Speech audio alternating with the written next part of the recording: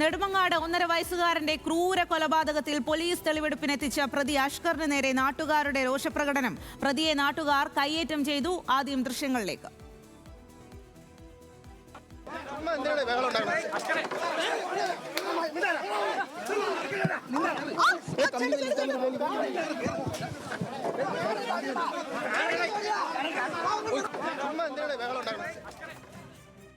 അതിനിടെ കുഞ്ഞിന്റേത് ക്രൂര കൊലപാതകമെന്ന് വ്യക്തമാക്കുന്ന പോസ്റ്റ്മോർട്ടം റിപ്പോർട്ട് പുറത്തുവന്നു. കുഞ്ഞിന്റെ ശരീരത്തിൽ 51 മുറിവുകളെന്ന് പോസ്റ്റ്മോർട്ടം റിപ്പോർട്ടിൽ പറയുന്നു.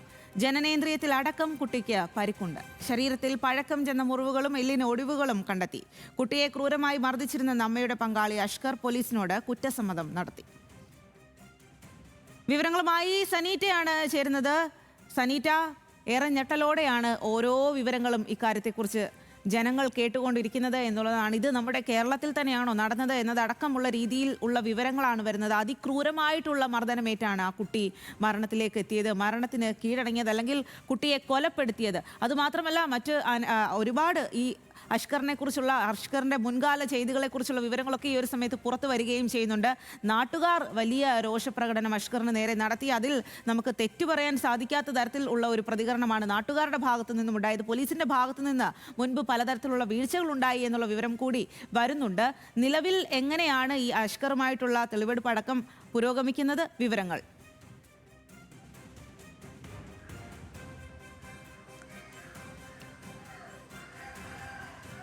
സ്വാതി, നെടുമങ്ങാട് 1.5 വയസ്സ് മാത്രം പ്രായമുള്ള കുഞ്ഞിനെയാണ് ഇത്തരത്തിൽ ക്രൂരമായി മർദ്ദിച്ച് മരണത്തിലേക്ക് തള്ളിവിട്ടിരിക്കുന്നത്. എന്തായാലും അതിനെ തുടർന്ന് ഇന്നലെയാണ് ഇത്തരത്തിൽ ഈ അമ്മയെയും രണ്ടാം അച്ഛനെയും ഇന്നലെ പോലീസ് കസ്റ്റഡിയിലെടുക്കുന്നത്. തുടർന്ന് ഇന്നലെ തന്നെ ചോദ്യം ചെയ്യലിൽ കുറ്റം സമ്മതിക്കാൻ ഇദ്ദേഹം തയ്യാറായിരുന്നില്ല. തുടർന്നുള്ള ചോദ്യം ചെയ്യലിൽ ഇന്നാണ് ഇത്തരത്തിൽ കുട്ടിയെ പൂർണ്ണമായും അല്ലെങ്കിൽ ക്രൂരമായും മർദ്ദിച്ചു എന്ന കുറ്റസമ്മതം നടത്തുന്നത്. തുടർന്ന് എന്തായാലും ഇപ്പോൾ നമ്മൾ നിലവിൽ ദൃശ്യങ്ങളിലൊക്കെ കണ്ടതുപോലെ അദ്ദേഹത്തെ തെളിവെടുപ്പിനായി ഇങ്ങോട്ടേക്ക് വീട്ടിലേക്ക് എത്തിക്കുന്ന സാഹചര്യം ഉണ്ടാകുന്നു. വലിയ ജനരോക്ഷം തന്നെ ആയിരുന്നു ഇവിടെ ഉണ്ടായിരുന്നത്.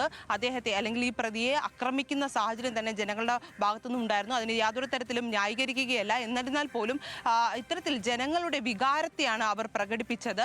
അതുമാത്രമല്ല, ജനങ്ങൾ വ്യക്തമാക്കുന്നുണ്ട് ഇത്തരത്തിൽ തെളിവെടുപ്പിനെ ഞങ്ങൾ യാതൊരു തരത്തിലും അല്ലെങ്കിൽ പോലീസ് ഉദ്യോഗസ്ഥരുടെ കർത്തവ്യത്തെ യാതൊരു തരത്തിലും ഞങ്ങൾ ഇത്തരത്തിൽ ബുദ്ധിമുട്ടിച്ചിട്ടില്ല. അതിനുശേഷം തെളിവെടുപ്പിന് ശേഷം ജനങ്ങളുടെ ഒരു രോക്ഷമാണ് അവർ പ്രകടമാക്കിയത്. നമുക്കറിയാം വ്യക്തമായും, കാരണം 1.5 വയസ്സ് മാത്രമാണ് ആ കുഞ്ഞിന്റെ പ്രായം. ഈ 1.5 വർഷ കാലയളവിൽ ആ കുട്ടി അനുഭവിച്ച പീഡനങ്ങൾ അല്ലെങ്കിൽ ഗുരുതരമായ ആക്രമണങ്ങളെല്ലാം ഇന്നലെ പുറത്തു വന്ന പോസ്റ്റ്മോർട്ടം റിപ്പോർട്ടിൽ വ്യക്തമാണ്. 51 ചെറുതും വലുതുമല്ലാത്ത പാടുകളാണ് ആ കുഞ്ഞിക്കുട്ടിയുടെ ശരീരത്തുണ്ടായിരുന്നത്. മാത്രമല്ല, ഇടത് കാലിന് ഗുരുതരമായ പൊട്ടലുണ്ടായിരുന്നു. ഇതെല്ലാം വ്യക്തമാക്കുന്നത് അത്ര ക്രൂരമായിട്ടാണ് ആ രണ്ടാം അച്ഛൻ ആ കുട്ടിയെ മർദ്ദിച്ചു എന്നുള്ളതാണ്. എന്തായാലും തുടർ നടപടികൾ ഉടൻ തന്നെ ഉണ്ടാകും. ഉച്ചയോടെ ഈ മെഡിക്കൽ പരിശോധനയ്ക്ക് ശേഷം ഇദ്ദേഹത്തെ മജിസ്ട്രേറ്റിന് മുന്നിൽ ഹാജരാക്കുമെന്നാണ് അറിയാൻ കഴിയുന്നത്. എന്തായാലും അമ്മയെ ഇങ്ങോട്ടേക്ക് എത്തിച്ചിരുന്നെങ്കിൽ ഇതിലും വലിയൊരു സംഘർഷ സാഹചര്യം തന്നെ ഉണ്ടാകുമെന്നുള്ള കാര്യത്തിൽ യാതൊരു സംശയവുമില്ല. എന്തായാലും ഇരുവരെയും മെഡിക്കൽ പരിശോധനയ്ക്ക് ശേഷം ഉച്ചയോടെ അല്ലെങ്കിൽ വൈകുന്നേരത്തോടെ 3:30യോടെയാണെന്ന് പോലീസ് അറിയിച്ചിരിക്കുന്നത്. 3:30യോടെ ഇത്തരത്തിൽ മജിസ്ട്രേറ്റിന് മുന്നിൽ ഹാജരാക്കും.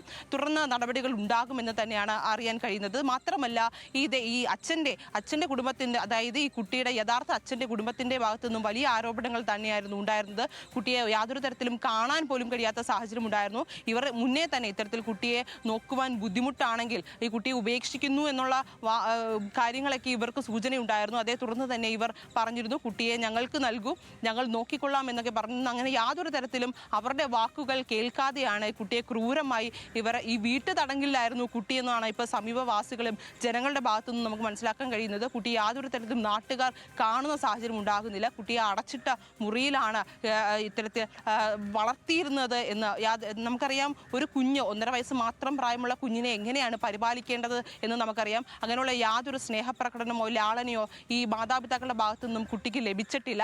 എന്തായാലും ഗുരുതര ആരോപണങ്ങൾ തന്നെയാണ് ഈ വ്യക്തിയെക്കുറിച്ചും എന്തായാലും നാട്ടുകാർ നടത്തുന്നത്. ഇതിനു മുന്നേയും മറ്റു പല സ്ത്രീകളെയും ഇദ്ദേഹം കബളിപ്പിച്ചിട്ടുണ്ട്.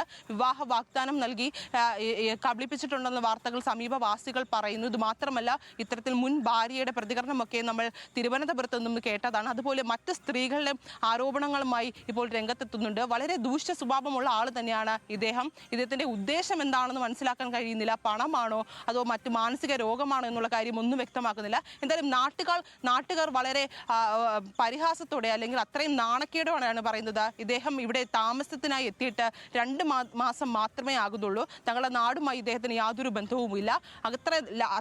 അത്ര ക്രൂരമായി ഈ കുട്ടിയെ മർദ്ദിച്ച സാഹചര്യത്തിൽ വളരെ നാണക്കേടോടെയാണ് നാട്ടുകാരുടെ പ്രതികരണവും ഉണ്ടായിരുന്നത്. എന്തായാലും തെളിവെടുപ്പിനായി ഇങ്ങോട്ടേക്ക് എത്തിയപ്പോൾ വലിയൊരു ജനരോക്ഷം തന്നെയായിരുന്നു അതിനെതിരെ ഉണ്ടായിരുന്നത്. പോലീസിന്റെ വലിയ വിന്യാസം തന്നെ ഉണ്ടായിരുന്നു. എന്നാൽ അതിനെയൊക്കെ മറികടന്നാണ് നാട്ടുകാരുടെ ഒരു ജനരോക്ഷം പ്രകടമായത്. എന്തായാലും ഉച്ചയോടെ ഇത്തരത്തിൽ മെഡിക്കൽ പരിശോധനയ്ക്ക് ശേഷം ഇദ്ദേഹത്തെ മജിസ്ട്രേറ്റ് മുന്നിൽ ഹാജരാക്കുമെന്ന് തന്നെയാണ് വ്യക്തമാകുന്നത്. സ്വാതി.